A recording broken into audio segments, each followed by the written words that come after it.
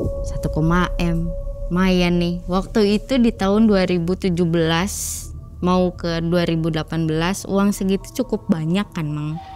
Pesugihan Nyai Roro Kembang Sore. Ritualnya tuh berhubungan sama laki-laki yang kita gak kenal sama sekali. Sudah berhasil, Nduk. Ini hadiahnya. Ngasih ke aku 1 kantong koin emas. Satu sisi senang karena punya banyak uang, ekonomi stabil lagi. Satu sisi aku juga kayak kehilangan gitu, sedih, hancur ya karena janin aku hilang.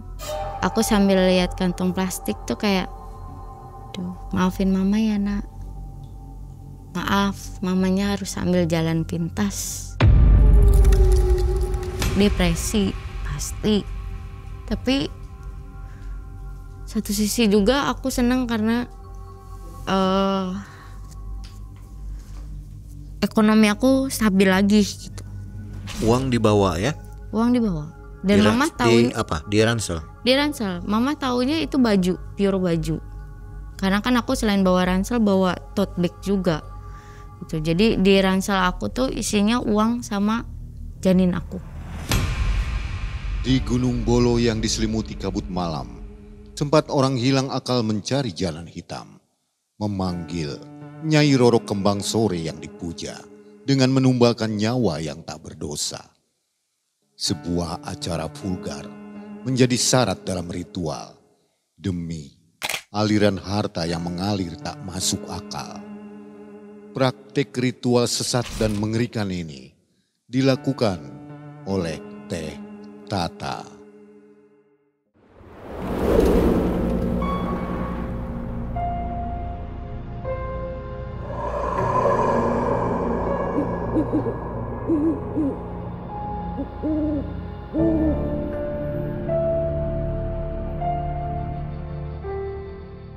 Assalamualaikum warahmatullahi wabarakatuh.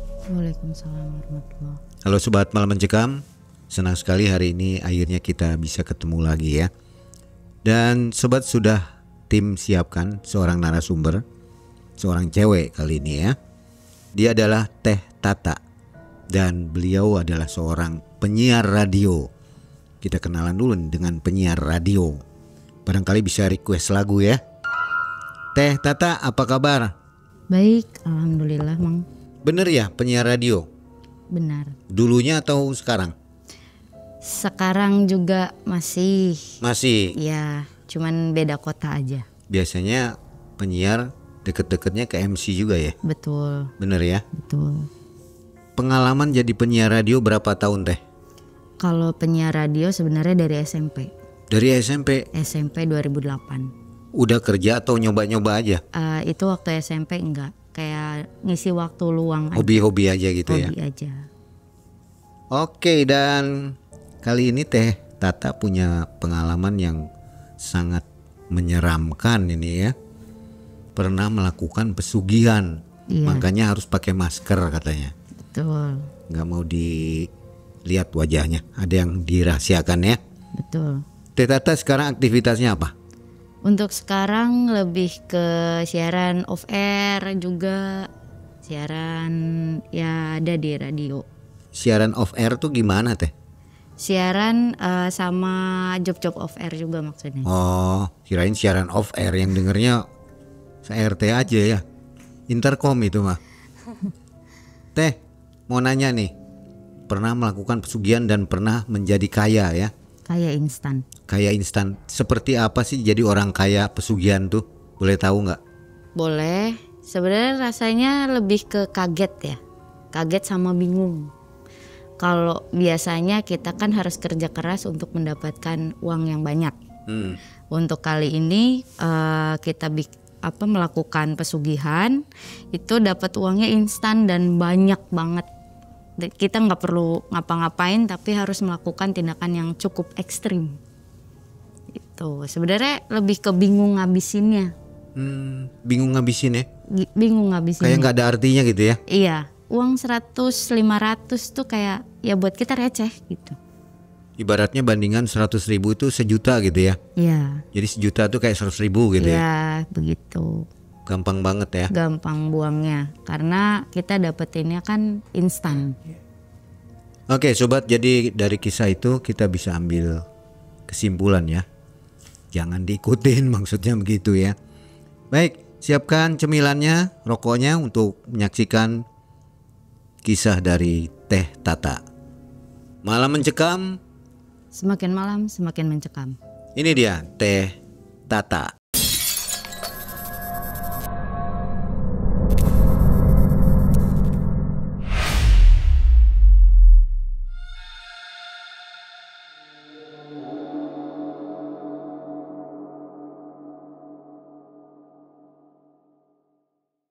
Jadi waktu itu kejadiannya tahun 2017, Mang. Waktu itu saya lagi ada di puncak kesuksesan untuk MC off air dan juga MC wedding juga, siaran radio juga di salah satu radio terkenal di Bandung. Di puncak kesuksesan saya itu saya ketemu sama laki-laki. Ketemu sama laki-laki yang bisa memperlakukan saya dengan sangat baik waktu itu. Akhirnya saya pacaran sama cowok itu dan ini sebelumnya disclaimer ya Mang ya. Nama tempat, nama orang itu sudah saya samarkan karena berhubungan dengan privasi mereka gitu. Nah lanjut, saya tuh pacaran sama orang ini nih. Awalnya dia ngakunya masih bujangan. 3 bulan berpacaran itu kita ya lagi butterfly era kalau kata anak sekarang. Lagi cinta-cintanya gitu. Terus ternyata ada teman saya yang bilang nih Mang, Tak, ini orang udah punya istri loh ternyata. Karena saya tipikal orang yang tidak mudah percaya omongan orang, saya nggak hirauin itu gitu loh Mang. Kayak oh iya cuman gitu doang respon saya tuh. Terus udah gitu selang 2 bulan setelah teman saya ngomong, istrinya datang ke kontrakan saya. Karena saya waktu itu sama si cowok ini nih sebut aja namanya Agung ya.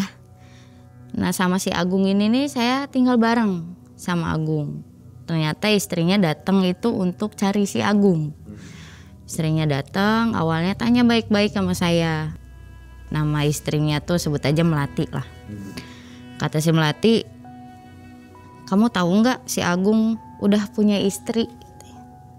Enggak teh, karena Agung bilang masih bujangan tuh dan belum punya istri, belum punya anak. Kamu tuh tolol ya, kamu tuh bodoh. Kamu mau aja dikibulin sama si Agung katanya. Kamu tuh secara tidak langsung pelakor. Saya pelakor teh. Enggak dong, nggak bisa disebut pelakor karena kan saya tidak tahu kalau misalkan Agung nih punya istri, punya anak. Gitu. Ah emang dasar kamunya aja weh katanya. Jika pelacur murahan kamu teh gitu bilangnya. Terus udah gitu datanglah si Agung nih. Ternyata Agung nggak tahu juga kalau istrinya teh datang gitu. Agung datang ke kosan gitu karena dia kan habis dari luar gitu kan. Terus dia kaget juga, dari situ cekcok lah kita bertiga. Tapi aku lebih banyak nyimak gitu. Sempat hampir anarkis juga istrinya. Tapi saya lebih ke jangan main fisik ya. Saya bisa mainan hukum kalau kamu mainan fisik. Tuh, saya ancam kayak gitu. Terus si Melatinya teh kayak saya juga bisa laporin kamu karena kamu itu pelakor. Tuh. Ya udah. Terus maunya gimana tuh? Sampai jambak-jambakan gitu? Hampir. Dan saya juga hampir mukul dia gitu. Terus akhirnya ketemu jalan tengah. Udah sok gini aja weh ngobrol bertiga. Gak usah pakai emosi. Udah kalau pakai emosi mah nggak akan benar. Udah gitu ngobrol bertiga, akhirnya ketemu jalan tengahnya. Ya udah, Agung silakan pulang sama istrinya. Saya mau ngelanjutin hidup saya.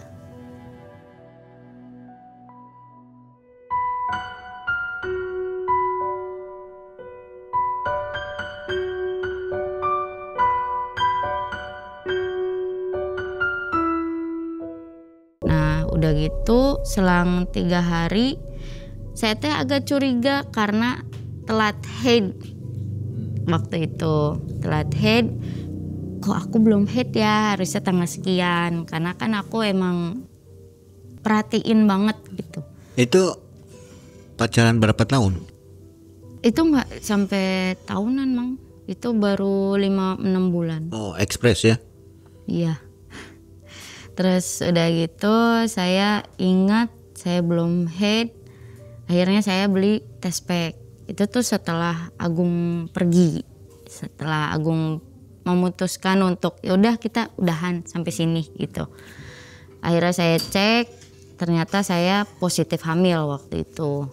Di situ saya udah depresi, udah stres banget karena pressure kerjaan juga, ditambah saya ternyata hamil gitu. Saya bingung harus kayak gimana waktu itu.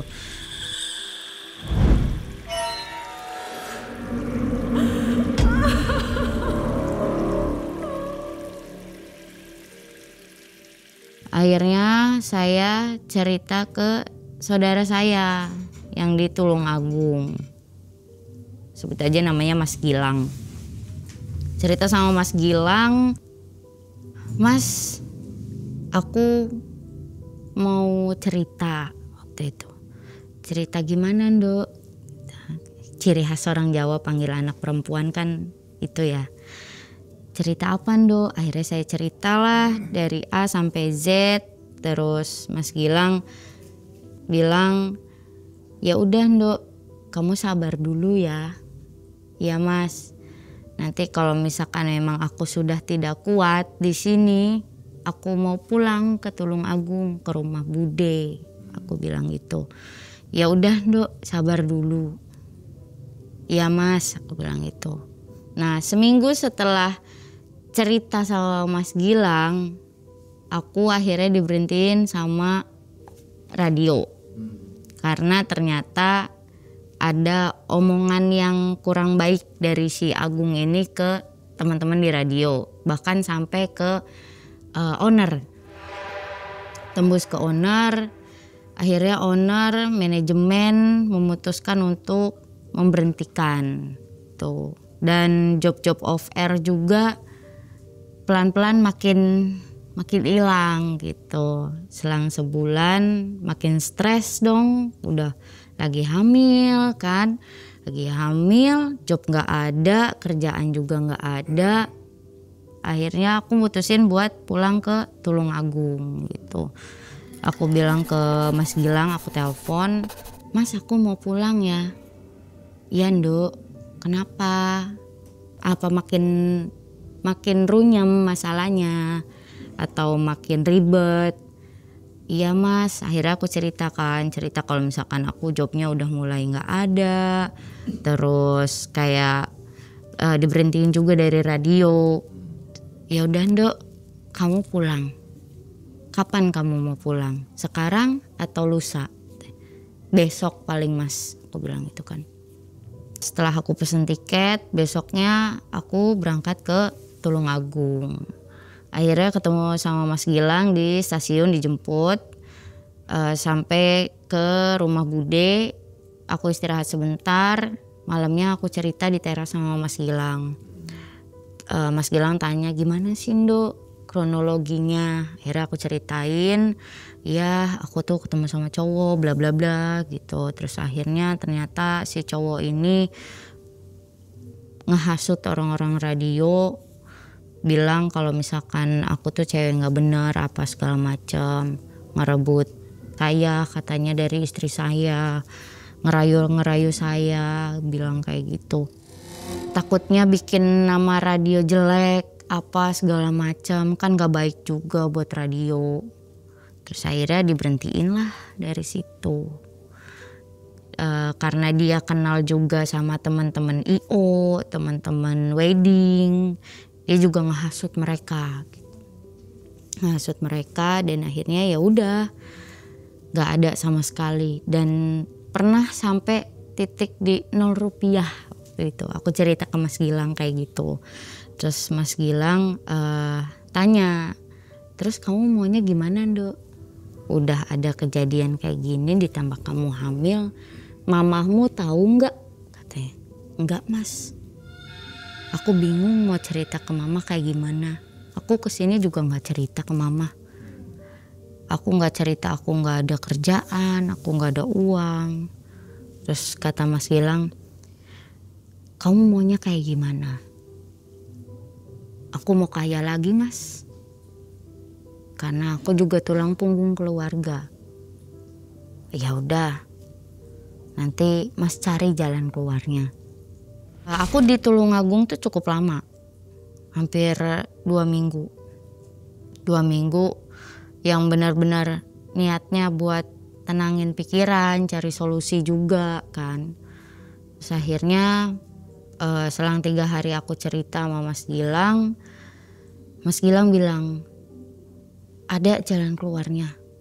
Kamu siap nggak jalanin prosesnya dan siap nggak terima resikonya? Siap Mas, emang apa? Ada pesugihan. Pesugihan, aku bilang. Pesugihan apa? Pesugihan Nyai Roro Kembang Sore. Kamu harus jalanin beberapa ritual.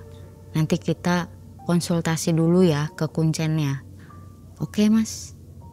Langsung tertarik ya? Iya. Nggak pakai mikir gitu, langsung tertarik aja gitu? Enggak, karena memang aku pikirannya harus ngecover keluarga. Ngecover keluarga dari mulai mama, adik-adik gitu. Aku pikirannya kayak ya udah, oke, nggak apa-apa. Apapun aku terima asal kehidupan mereka baik-baik aja gitu. Jadi akhirnya aku ambil resiko apapun itu asal nggak ngambil keluarga aku, gak apa-apa. Kalau impactnya ke diri aku sendiri aku nggak masalah, asal jangan ke keluarga aku. Akhirnya Mas Gilang, ya udah besok sore jam 5 kita konsul ke Kuncen Gunung Bolo Tulungagung. Kita konsul, kita datang dulu, sowan, terus kata Kuncen itu, ya udah Mbak, hari Kamis malam Jumat kita ngelakuin ritual. Nanti Mbak siapin aja. Nanti ada dukunnya. Nanti ada orang pinternya buat ngarahin Mbak gimana prosesnya. Ya udah Pak, nggak apa-apa, gue bilang itu. Akhirnya diarahin sama kuncennya ini untuk ke rumahnya si Mbah. Sebut aja Mbah Bejo namanya.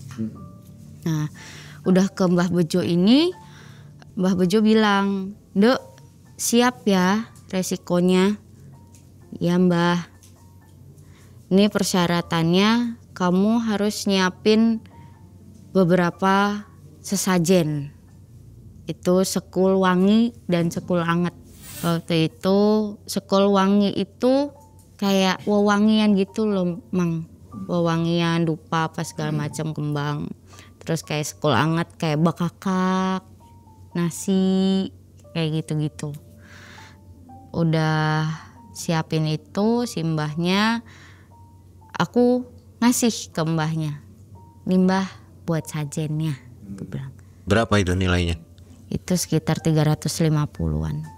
Dan mbahnya juga nyiapin apa ya, kayak kain tapih gitu. Kain tapih. Dan ritualnya pun di rumah si Mbah.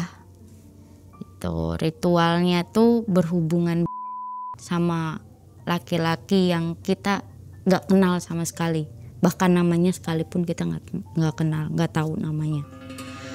Jadi si laki-laki yang ngelakuin ritual sama aku ini sama-sama pengen ngelakuin pesugihan. Oh jadi ada pasien lain maksudnya? Iya. Masuknya bareng? Bareng. Jadi si Mbah ini ternyata banyak banget pasiennya yang pengen ngelakuin ritual itu. Oh berpasangan? Iya. Harus berhubungan? Harus berhubungan sama lawan jenis yang kita nggak tahu siapa itu. Bahkan namanya sekalipun kita nggak tahu.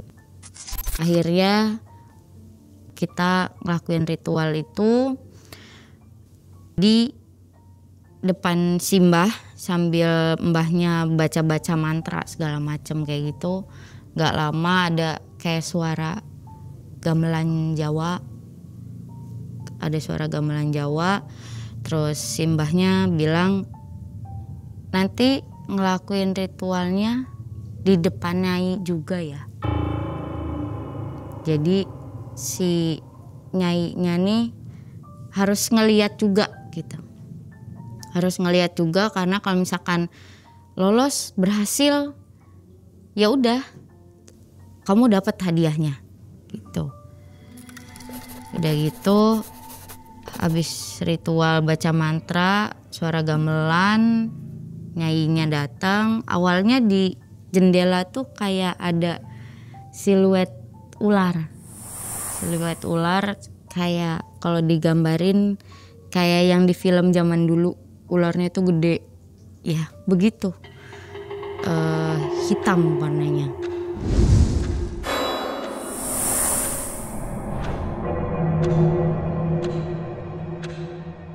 Pas mau masuk tuh kayak ada kabut gitu loh, Mang.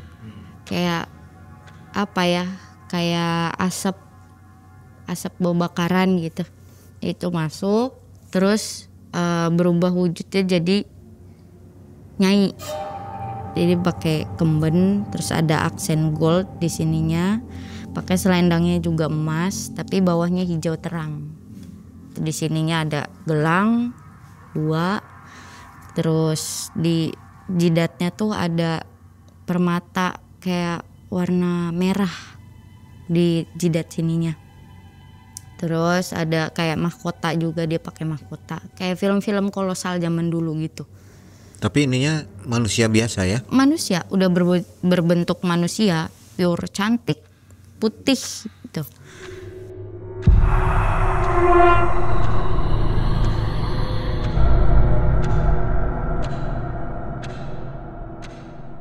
Si Nyainya sempat ada ngomong juga waktu itu. Kalau bahasa kitanya mah sok jalan gitu, sok lakuin gitu. Kalau bahasa kitanya.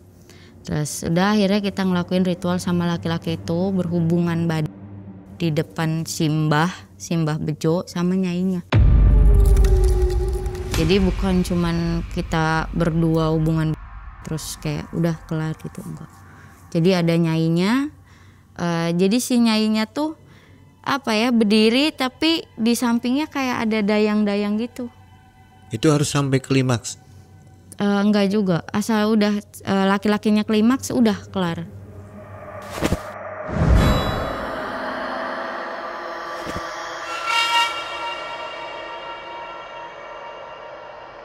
Udah selesai ngelakuin ritualnya, si Nyainya ini bilang, sudah berhasil Nduk, ini hadiahnya.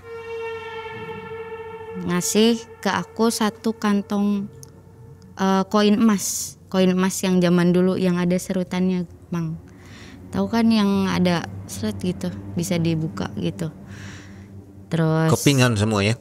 Kepingan itu kalau dihitung hampir 20-50-an lah. Pokoknya banyak, segenggam gitu.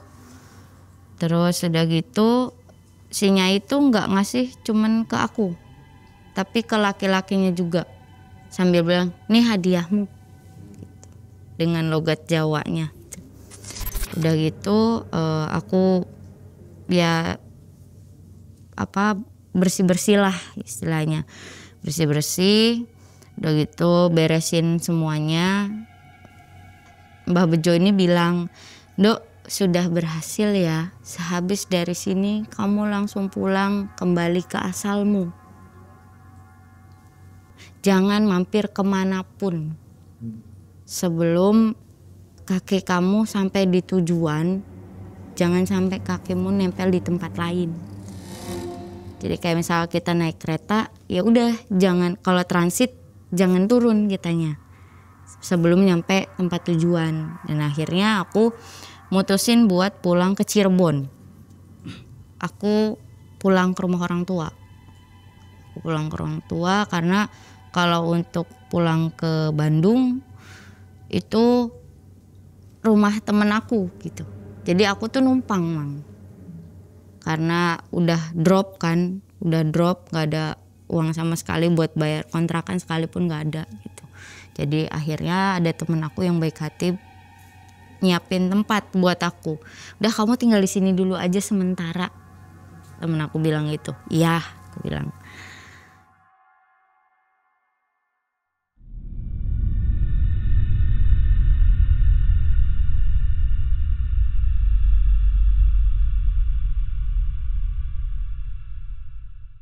Aku pulang ke Cirebon, pulang ke mama, ke rumah mama. Mama tanya, "Tumben teh pulangnya dadakan?" "Iya mah, mumpung lagi gak ada kerjaan. Tapi nanti lusa teteh ada kerjaan lagi di Bandung. Jadi pengen nyempetin dulu pulang," aku bilang gitu. "Oh ya udah, sok istirahat, bebersih," katanya. Terus setelah dari Tulungagung langsung ke Cirebon, pulang istirahat, bebersih.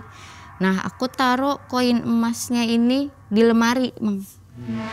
Di lemari, terus aku mandi, bebersih segala macam. Sambil aku bebersih itu dibawain kayak botol air dari Mbah Bejo ini. Jadi, "Ini Ndok bawa," katanya, "buat bebersih di rumah." Ya udah, makasih Mbah, aku bilang gitu. Terus nanti aja ke mbahnya kalau sudah ada hasilnya, itu bilangnya.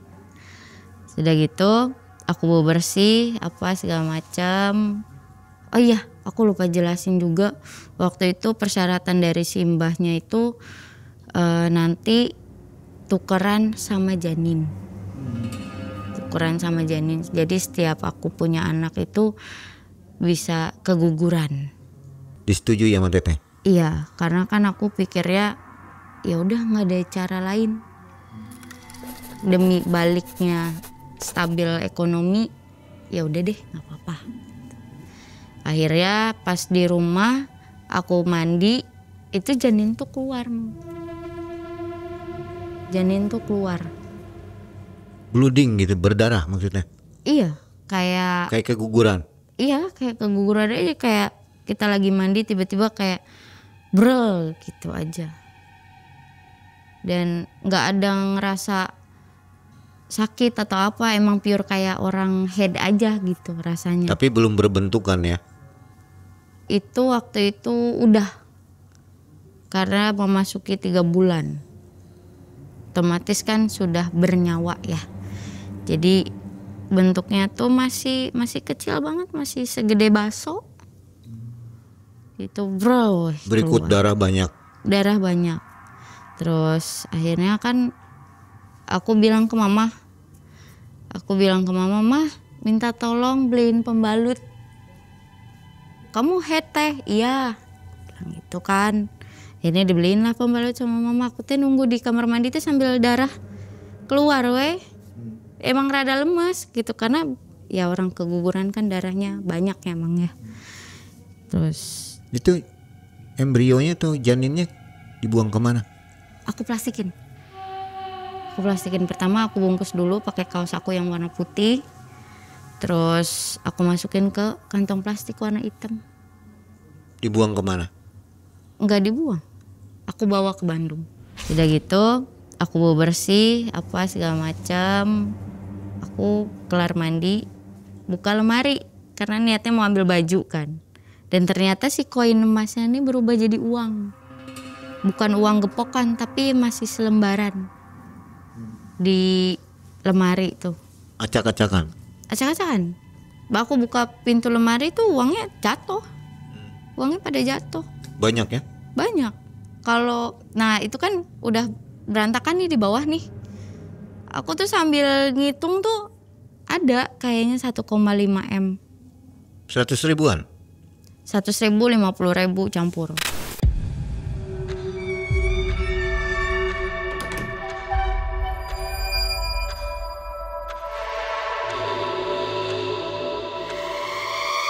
Kata aku, banyak banget, aku bilang. Uang dari mana? Apa koin emas yang itu? Aku penasaran dong, cari koin emasnya. Kok nggak ada kantongnya doang tapi koinnya nggak ada gitu. Oh ini kali perwujudan aslinya gitu, ditukar ke uang. Oh oke. Jadi bertepatan sama janin hilang, koinnya jadi uang. Duh ngabisinnya gimana nih, bingung gitu. Jadi dari situ tuh bingung. Dari situ aku beresin uangnya, udah kelar beresin uang, aku tuh kayak sambil mikir plan ke depannya gimana ya gitu. Mau ngapain ya di sini. Aku ngelamun di kasur tuh sambil uang ada di depan.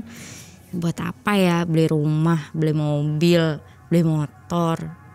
Beberapa ditabungin, kita beli emas apa segala macam. Udah pokoknya ke plan banget lah di otak. Besok deh aku pulang ke Bandung. Kita shopping deh gitu, nikmatin kali ya. Kepikir gitu kan, nikmatin aja kali ya, gak usah pusing-pusing kita besok mau makan apa, kita besok cari kerjaan gimana gitu. 1, M lumayan nih. Waktu itu di tahun 2017 mau ke 2018 uang segitu cukup banyak kan Mang. Satu sisi senang karena punya banyak uang, ekonomi stabil lagi. Satu sisi aku juga kayak kehilangan gitu, sedih, hancur ya karena janin aku hilang. Meskipun posisinya waktu itu aku belum menikah, tapi kayak aku sambil lihat kantong plastik tuh kayak, duh maafin mama ya nak, maaf mamanya harus sambil jalan pintas buat nenek, buat tante sama om. Maafin mama ya nak, aku bilang waktu itu. Kayak wah anak aku gitu, anak pertama aku harus nggak ada. Sakit mah sakit, hancur, depresi pasti. Tapi satu sisi juga aku senang karena ekonomi aku stabil lagi gitu. Akhirnya aku bisa nafkahin keluarga aku tanpa harus aku pusing nyari kemana gitu. Ya dari situ aku mutusin buat besok pulang deh ke Bandung. Aku pulang deh besok ke Bandung. Akhirnya pagi-pagi aku siap-siap buat pulang ke Bandung. Buat pulang ke Bandung, mama nanya, Teteh mau kemana? Katanya. Teteh mau pulang mah ke Bandung dadakan, ada nge-backup temen MC itu. Oh ya udah teh katanya. Hati-hati, sing hati-hati di jalan. Uang dibawa ya? Uang dibawa. Dan mama tahu di ransel. Di ransel. Mama taunya itu baju, pure baju. Karena kan aku selain bawa ransel bawa tote bag juga. Gitu. Jadi di ransel aku tuh isinya uang sama janin aku. Sedangkan yang tote bag itu yang dijinjing itu pure baju. Mama pikirnya itu dua-duanya tuh full baju. Tumben teh bawa bajunya banyak banget. Iya, yang di sananya baju pada di laundry. Aku bilang gitu. Ya udah tuh sing hati-hati. Ya. Jadi aku langsung pesen tiket on the spot di stasiunnya langsung. aku perasaannya masih campur aduk tuh Mang. Aduh gimana ya gitu. Tapi ya udahlah, hidup kan harus terus jalan ya Mang, meskipun kitanya lagi kondisi hancur sekalipun kan gak mungkin kita nyerah gitu aja.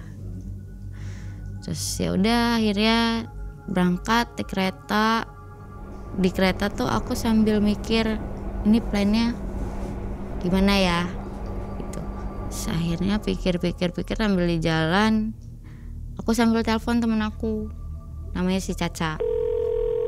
Ca di mana? Di rumah, kenapa tak? Katanya. Minta tolong nanti jemput di stasiun bisa enggak? Oh bisa tak? Katanya. Ya udah nanti kalau itu jemput ya. Ini udah mau nyampe kata aku teh. Iya. Terus sudah sampai stasiun ketemu sama si Caca. Langsung ngomong sama si Caca teh. Ca, anterlah katanya. Kemana? Beli rumah. Beli rumah? Emang mana ada uang? Ada. Dari mana? Nah tiba-tiba kamu ada uang. Aku nggak cerita ke teman aku kalau aku ngelakuin pesugihan gitu. Meskipun teman dekat kayaknya enggak deh kalau buat cerita hal yang kayak gini kan. Takutnya nyampe kemana-mana gitu. Ya akhirnya aku bilang ke Caca alasan ya mama abis jual sawah sama rumah. Oh ya udah atuh, mau cari rumah di mana? Di Dago aja weh, udah nyaman di Dago kan aku bilang gitu. Ya udah Dagonya mau sebelah mana? Di Dago apa di Sekeloa ya kata teh. Kan aku udah lama di Sekeloa. Ya udah gimana enaknya kamu? Yaudah deh di Sekeloa aja kata aku teh. Akhirnya carilah rumah di Sekeloa. Dapet harganya 500. Langsung cash gitu. Terus si Caca nanya, nah gini uang banyak kamu di cashin kenapa nggak transfer aja? Ya mamahnya juga ngasihnya cash. Ya udah weh, jadi cash aja. Oh ya udah. Abis ini mau kemana tak katanya? Kemana ya? Bingung, beli mobil aja kali ya. Kaget dong, tambah kaget si Caca teh. Masih banyak sisanya ya? Masih banyak banget. Gitu si Caca teh makin bingung. Kamu uang total berapa? Ada 1,5. Kaget dong si Caca. Mobil yang kumaha cina. Yang gimana weh yang enak yang dipakainya? Jadi waktu itu putusin buat beli mobil yang layak pakai gitu tapi masih bagus, second, harganya 200. Jadi total aku hari itu udah ngeluarin 700. Waktu itu aku beli mobil Yaris lama, keluarlah 200-an gitu karena aku minta langsung dipakein kaca film terus peredam juga, ya habislah 200 gitu. Sudah gitu aku sama Caca ngomong gini, Ca, ini kan rumah kosong, orang belanja parabot yuk. Akhirnya kita ke mall, bukan yang biasanya kita ke pasar beli parabot gitu atau ke toko furniture. Kita belanja furniturnya, perabotnya ke mall gitu. Kaget dong Caca. Mana cina royal ting cina belanja perabot juga ke mall gitu. Bisi abis uangnya. Nggak apa-apa, nanti mah rezeki ada lagi. Aku bilang gitu. Terus ya udah hayu. Akhirnya kita shopping ke mall. Waktu itu karena waktunya masih siang lah, masih terang gitu, sekitar jam 3 jam 4 sorean waktu itu. Akhirnya kita ke mall, shopping, perabot, terus kayak bahan-bahan makanan apa juga kita ambil gitu. Waktu itu, hari itu juga aku udah habis 1M.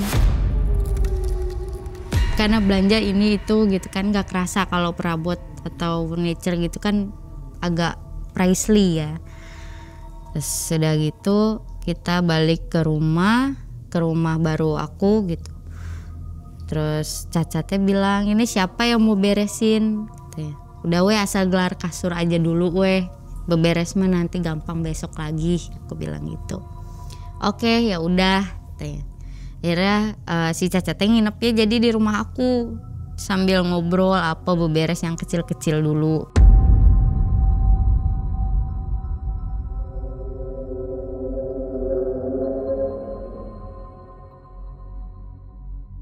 Sambil nanya Cacatnya, kamu ini beneran jual rumah sama tanah di Cirebon?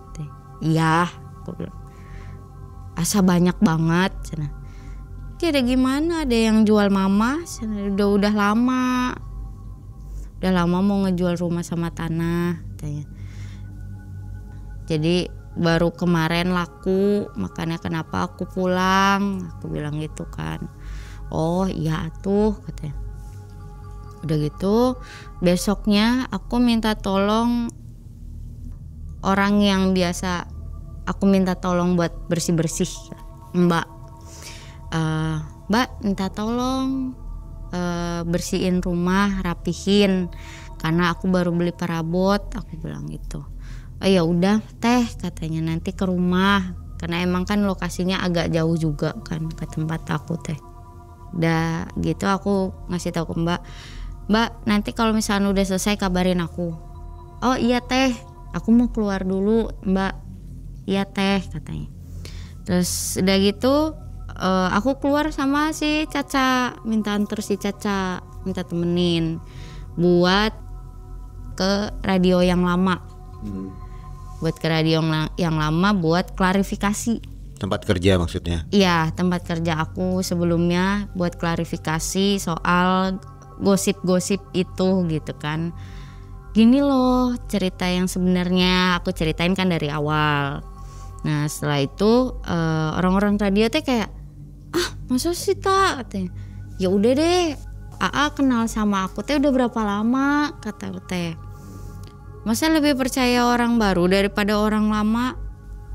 Oh iya ya udah weh atuh balik lagi ke radio. Dan akhirnya aku balik lagi ke radio. Diterima lagi gitu. Terus kata manajer aku, kata MD aku, selamat datang kembali Tata, katanya gitu. Biasalah euforia radio gimana gitu. Iya ya gosipnya kayak gitu sampai ngeberhentiin job segala macam. Terus gimana sekarang keadaannya, tanya-tanya kabar segala macam. Akhirnya si MD ini, sebut aja Mas Yuda namanya, MD ini ngasih aku job nge-MC lagi.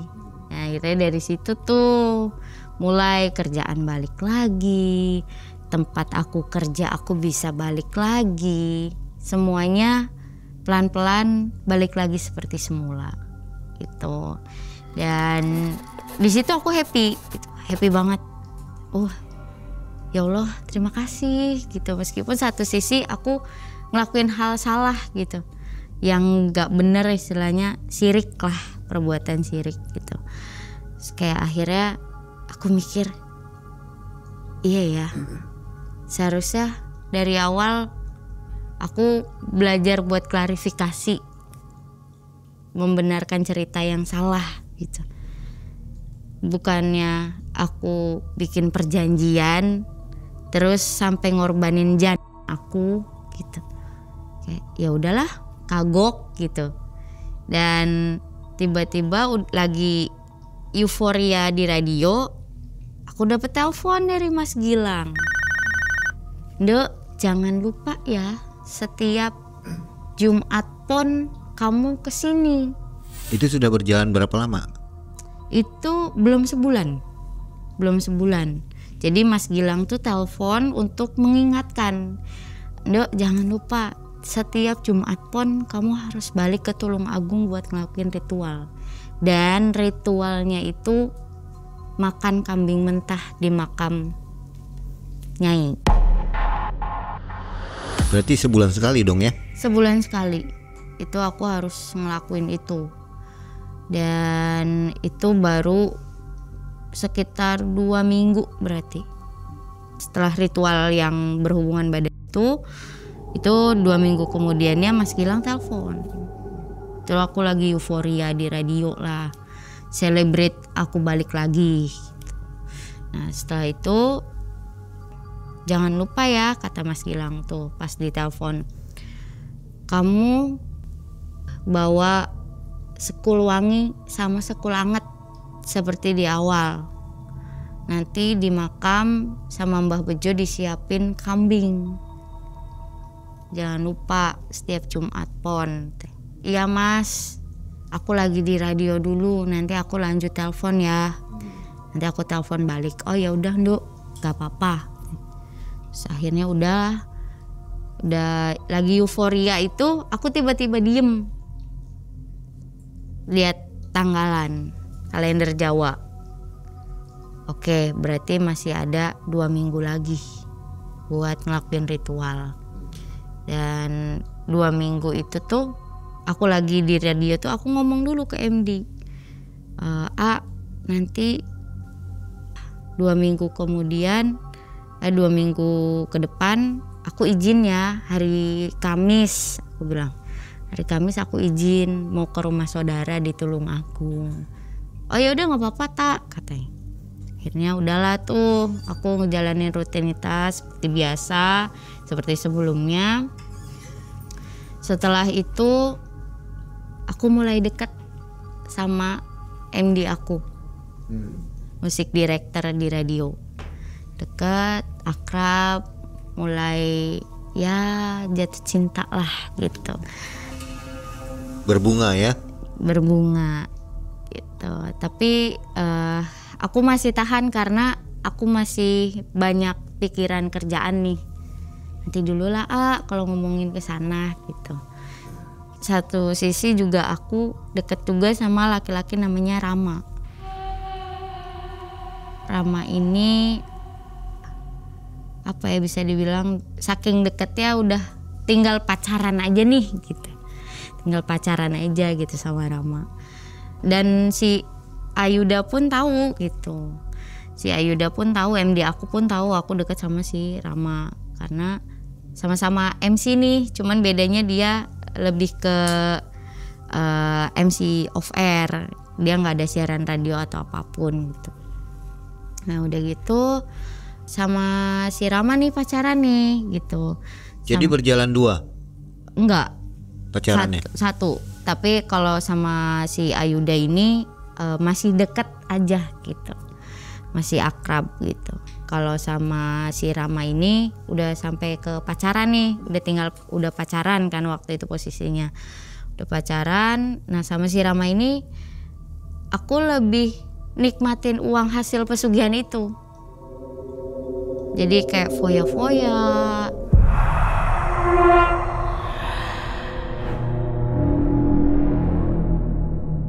Ya kayak hal apa orang-orang umumnya aja pacaran, kita jalan ke bioskop apa segala macam, sambil kadang kita sibuk sama kesibukan masing-masing. Rama sama MC-nya, aku sama siaran radio sama MC juga gitu. Jadi ya intinya waktu itu pacarannya positif lah, positif vibes. Dan aku masih trauma sama yang kemarin juga kan, jadi kayak agak ngerem nih gitu, ngerem buat berdua gitu. Jadi ya udah deh, ayo kita pacaran kemana kek, jalan-jalan apa segala macam, menghindarin hal seperti itu gitu. Positif pokoknya ya? Positif pokoknya waktu itu. Terus fasilitas yang dipakai mobilnya Teteh? Iya, kadang mobil aku, kadang mobilnya si Rama gitu ya, gonta-ganti aja gitu, maunya kayak gimana. Karena aku tipikal orang yang nggak ribet soal pasangan gitu, soal pacaran. Mau aku yang ke situ atau kamu yang ke sini, gimana kesibukan masing-masing aja, sesempatnya gitu. Dan sampai di titik aku, aduh kayaknya nggak bisa deh kalau misalkan si cowok terus yang nge-cover setiap kita pacaran gitu, setiap kita jalan. kayak dia terus yang bayarin, sedangkan dia juga kan ada kebutuhan lain, ada tanggung jawab yang lain gitu, kayak buat orang tuanya apa. Nah aku tuh udah tahu betul nih track recordnya si Rama, terusnya backgroundnya Rama seperti apa. Beda banget sama hubungan aku sama si Agung. Kalau sama si Agung emang Agungnya tertutup gitu soal masalah pribadi. Kalau si Rama enggak, dia lebih ya sama-sama ceriwis kali ya. Jadi oh iya loh orang tua aku begini gitu. Lebih banyak cerita tentang hal-hal pribadi itu satu sama lain terbuka gitu. Jadi akhirnya ya udah deh, kayaknya bisa kali serius sama yang ini. Tapi kayaknya kalau diceritain sekarang nggak cukup kali ya Bang. Masih panjang ini ya? Masih panjang banget dan ada yang serunya lah pokoknya, dari mulai foya-foya, terusnya ada tumbal-tumbal yang jatuhnya juga, ya ada beberapa gitu. Sampai katanya pernah bersuami. Iya. Suaminya pun meninggal. Iya, sempat nikah juga sama si Rama. Waduh, ngeri nih. Dan ini clue aja. Bocoran. Iya, bocoran aja. Rama juga salah satu korban, salah satu tumbalnya. Nanti aku ceritain, kayaknya nggak cukup deh kalau di sini. Gimana kalau part 2 aja, Mang? Tumbalnya ada berapa totalnya? Totalnya itu dan suami 2, terus anak ada 4 totalnya. Ada 4 ya? Iya, selama perjanjian pesugihan itu. Luar biasa. Pada waktu itu ibadah gimana? Ibadah ya namanya juga orang lagi menikmati gitu. Jadi kadang lupa. Atau memang nggak sama sekali ya? Pernah melakukan tapi ada impact ke badannya. Apa tuh? Kayak misal kita baru niat doang pengen sholat gitu, pengen sholat malam kita tahajud, itu tiba-tiba demam, panas gitu ya? Ya, tiba-tiba badannya demam tinggi, tiba-tiba radang tenggorokan, tiba-tiba ini itu, pokoknya ada aja kendalanya. Oh, ngeri juga ya? Iya. Nanti. Jadi setiap mau melakukan sholat kayak ada yang melarang begitu ya? Iya, gitu. Sama halnya kayak kita mau ngasih uang nih, uang yang hasil pesugihan ini. Karena kan aku pisah, Mang. Kalau yang hasil pesugihan ini kan memang cash. Tapi kalau hasil kerja keras, pure aku kerja keras, itu di m-banking. Oke. Gitu. Jadi aku sengaja pisahin gitu. Kayak kita mau amal nih, uang cash. Oh, beramal juga? Sodako juga? Sodako juga. Tapi aku nggak bisa ngasih cash, nggak bisa hasil dari pesugihan ini. Karena nanti ada impactnya ke badan. Oh. Oke, ditunggu ya kisahnya di part kedua ya. Ya. Dihianati pacar yang tak bertanggung jawab, Tata terpaksa memilih jalan paling kelam. Ia mengorbankan darah dagingnya sendiri demi segunung harta. Sekejap hidupnya berubah, bergelimang kemewahan. Segala yang ia mau bisa diraih. Namun di balik tawa dan pesta, selalu ada tangisan kecil yang tak pernah benar-benar hilang dari hatinya.